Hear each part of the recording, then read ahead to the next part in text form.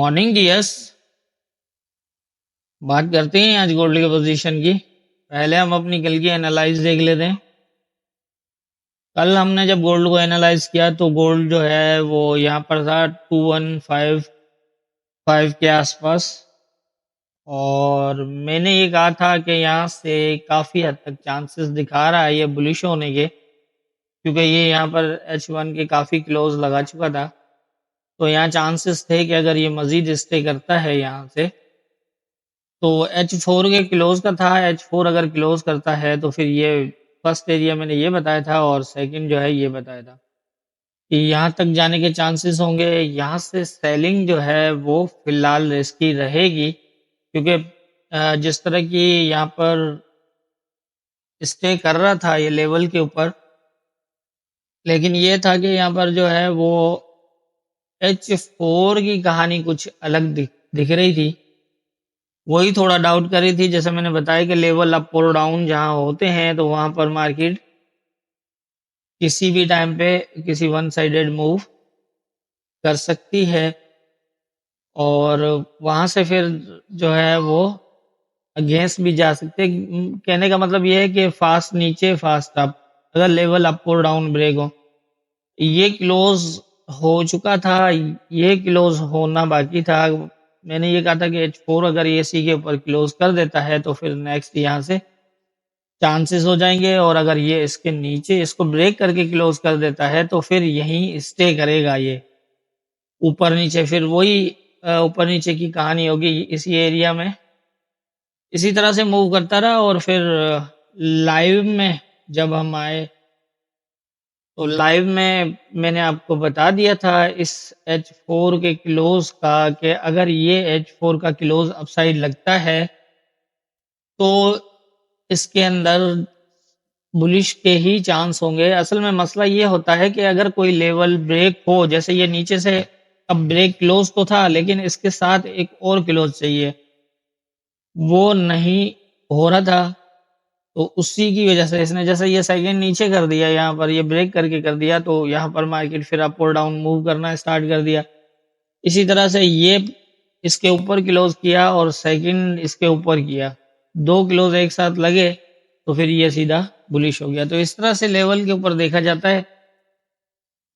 एक क्लोज पहले था इसका, और यहाँ पर ब्रेक था, एक अप था एक डाउन था। तो मैंने ये कहा था कि आप वेट करिएगा इसके क्लोज का, और उसके बाद भी वेट करिएगा इसके स्टे का, क्योंकि ये नीचे का एरिया जो है ना, ये अप और डाउन दोनों ब्रेक है।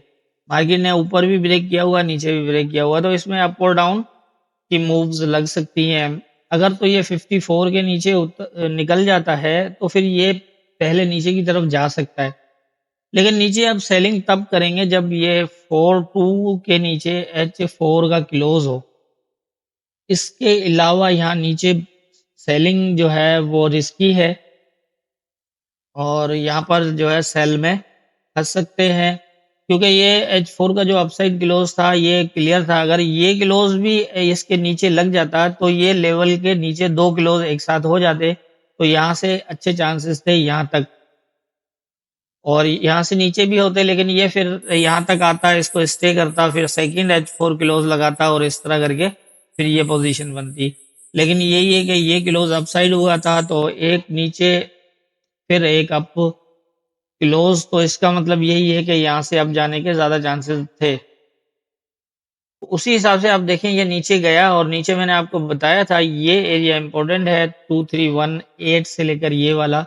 ये अगर जोन ब्रेक हो जाता है 42 से नीचे अगर मार्केट उतर जाए तो वेट करिएगा। अगर इसको नीचे मजीद सेलिंग करनी होगी तो ये यहाँ कहाँ H4 का क्लोज देगा और फिर यहाँ तक जाएगा, यहाँ से आप सेल कर सकते हैं। ये एक प्रॉपर सेलिंग होगी जो एक ट्रेंड के साथ होगी। अदरवाइज ये नीचे से कहीं से भी अगर इसको अप जाना हुआ तो ये फास्ट मूव करके अप आ जाएगा, और अप जाने के बहुत ज़्यादा चांसेस थे, और उसके कुछ रीजंस भी थे जो मैंने कल बताए भी थे। और इसीलिए कहा था कि आप जो है नीचे के एरिया में सेल ना करिएगा, ज़्यादा बेहतर होगा कि आप बाई की तरफ ध्यान रखें अपना नीचे के एरिया में। और मैंने ये कहा था कि इस एरिया में आप जो है वो बाइंग ना करिएगा, यहाँ तक तो चांसेस हैं। अब यहाँ पर मामला ये है कि ये पूरे एरियाज़ जो है अप और डाउन ब्रेक हैं, तो यहाँ कहीं से भी जो है मार्केट रिजेक्ट भी हो सकती है और ऊपर भी जा सकती है। तो आपको पोजीशंस लेवल्स के ऊपर देखनी है। जैसे ही किसी लेवल को किसी लेवल से रेजिस्ट होता है, इसको डायरेक्टली ब्रेक किया, इसको भी डायरेक्ट ब्रेक किया, उसके बाद फिर यही रहता है और इसी के नीचे आके स्टे कर रहा है। तो ये थी हमारी कल की एनालाइज और मार्केट की मूवमेंट। डिटेल से बताने का मतलब ये कि आप मार्केट को, रनिंग मार्केट को फॉलो कैसे करेंगे। लेवल्स आपको डेली बेसिस पे मिलते हैं और ये सारी चीज़ें मैं बता ही इसलिए रहा हूँ कि मार्केट किस तरह, अगर जैसे सुबह की एनालाइज है, बीच का टाइम है, नहीं समझ में आ रहा है, एक मार्केट को जज करने में थोड़ी सी परेशानी हो रही है, लेकिन आप जिस तरह मैं बता रहा हूँ ये सारी चीज़ें, ये आप लेवल्स के ऊपर अगर इन चीज़ों को जहन में रखेंगे और समझेंगे तो आप रनिंग मार्केट को बड़ी आसानी से समझ सकते हैं कि ये अब क्या हो सकता है। इसलिए मैं पूरी डिटेल के साथ बताता हूँ ताकि सीखें, समझें। अब देख लेते हैं आज के इम्पोर्टेंट एरियाज क्या होंगे। आज के इम्पोर्टेंट एरियाज के हवाले से अगर हम बात करें तो इस टाइम जो है वो एक रिजेक्शन एरिया के नीचे मार्केट स्टे कर रही है और अब यहाँ पर सिचुएशन ये है कि ये जो नीचे कल जहाँ तक गया है ये भी कोई प्रॉपर एरिया तो नहीं है जिसको इसने टेस्ट किया है। मेरा ख्याल है कि ये यहाँ से कहीं से रिजेक्ट होगा और जैसा मैंने बताया था कि इस एरिया में जो है वो बाइंग रिस्की रहेगी और नीचे जो है ये बहुत नीचे तक आया। ये पूरा जोन दोबारा इसने, पहले इसने नीचे H1 का क्लोज लगाया था, H4 नहीं लगा, इसकी वजह से अप गया। लेकिन ये है कि अगर इसको ऊपर ही बुलिश रहना था तो फिर इस एरिया से नीचे मार्केट को नहीं उतरना था, लेकिन ये और मज़ीद नीचे यहाँ तक आया है। तो इसका मकसद ये है कि ऊपर से इन एरियाज़ में से कहीं रिजेक्शन लगने के चांसेस ज़्यादा हैं और ज़्यादा। अब हम इसको मॉनिटर कैसे करेंगे उसके लिए मैं आपको बता देता हूँ कि अगर तो ये वाला एरिया जो है अब यहाँ पर लग रहा है रिजेक्ट हो रहा है, मतलब M15 को अगर हम देखें तो क्या पोजीशन है यहाँ पर। M15 में भी काफ़ी ऐसी ही पोजीशन दिखा रहा है ये कि यहाँ से रिजेक्शन है, लेकिन अब देखते हैं कि ये रिजेक्शन कहाँ तक काम करती है, क्योंकि एक माइनर सपोर्ट भी है जिसको इसने अभी तक ब्रेक नहीं किया हुआ। तो यही है कि इसको आसानी से कुछ समझना हो तो फिर उसके लिए बेहतर है कि हम इस नीचे वाली 2376 वाली जो सपोर्ट है इसको आप ब्रेक का वेट करें, ज़्यादा बेहतर रहेगा। और अगर ये इस एरिया को ब्रेक कर देता है, इसके नीचे M15 का भी भले क्लोज लग जाए तो फिर काफ़ी चांसेस हो जाएंगे मार्केट दोबारा यहाँ तक 83 यहाँ तक जा सकती है और यहाँ से फिर दोबारा यहाँ तक आ सकती है और ये एक अच्छा एरिया हो सकता है बाइंग के लिए। लेकिन ये जिस तरह से ये लेवल अप और डाउन ब्रेक कर रहा है तो यहाँ ध्यान ज़रूर रखिएगा, क्योंकि इस तरह के इसे जो है वो लेवल्स ब्रेक करना एक इंडिकेशन है कि ये किसी टाइम भी ऊपर से गिर भी सकता है। तो इसलिए थोड़ा-सा वेट करके कंफर्मेशन के हिसाब से देखिएगा। कल भी मैंने लाइव में भी बताया था कि अभी ऊपर के एरिया में यहाँ पर जितना भी एरिया है ना, ये जितना भी एरिया आप देख रहे हैं अप और डाउन ये सारी ब्रेक हुई हुई हैं, पोज़ीशंस, लेवल सारे ब्रेक हैं। तो यहाँ से कहीं भी वन साइडेड मूव फास्ट लग सकती है, वो फिर बाय में लगे या फिर सेल में लगे। तो इसलिए लेवल टू लेवल मार्केट को ही फॉलो करना बेहतर है, ताकि कहीं जो है वो ट्रेड फंस ना जाए या फिर एसएल हिट हो तो भी लॉस है। लेकिन अगर कंफर्मेशन का वेट करके एंट्री लेंगे तो मेरे ख्याल में परेशानी नहीं होगी। एक तो ये है, और अगर इस एरिया को ब्रेक कर जाता है तो फिर ये यहाँ तक जा सकता है।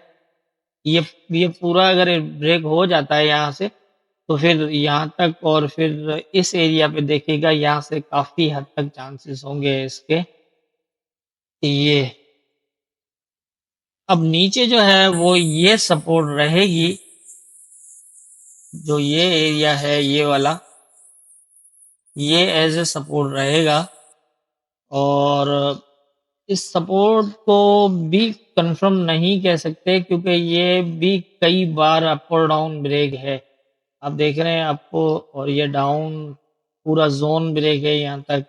लेकिन ये कि कभी-कभी ऐसा होता है कि मार्केट जिस एरिया को ब्रेक करती है, अगर उस रेजिस्टेंस अब यहाँ पर है ना, H4 का क्लोज नहीं है, ऊपर H4 के क्लोज हैं, तो ऊपर वाला एरिया फिर भी भारी है इसके ऊपर।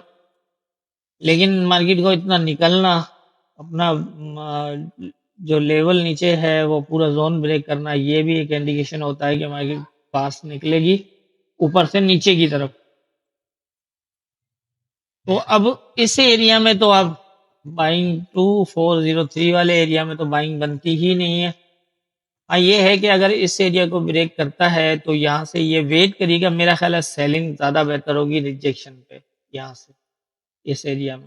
बाकी आप जो बेहतर समझें, आपके पास लेवल्स हैं। अगर ये 2395 के ऊपर ब्रेक करके स्टे करता है तो फिर आपके पास एसएल एरिया होना चाहिए। असल मसला यही है बस, आपके पास एसएल है, 50 पिप की एसएल लग रही है, यहाँ पर 89 की एसएल है। अगर ये 89 से नीचे उतरा तो फिर आ जाएगा यहाँ पर। तो इस तरह से ही आप देख सकते हैं इसको, लेकिन मेरा ख्याल है कि ये यहाँ से रिजेक्ट होगा इस एरिया से, 239095 वाले से ये नीचे आएगा। अब यहाँ देखिएगा 2376 के नीचे अगर M15 क्लोज करता है तो ये फिर इस तरह की पोजीशन बनेगी जैसे मैंने बताया, ये आपके पास एक ट्रेड बन सकती है। और इस एरिया से अगर स्टे करता है तो फिर ये दोबारा इस तरह की पोजीशन भी बना सकता है। इसके भी अच्छे चांसेस होंगे अगर ये यहाँ स्टे कर जाता है तो।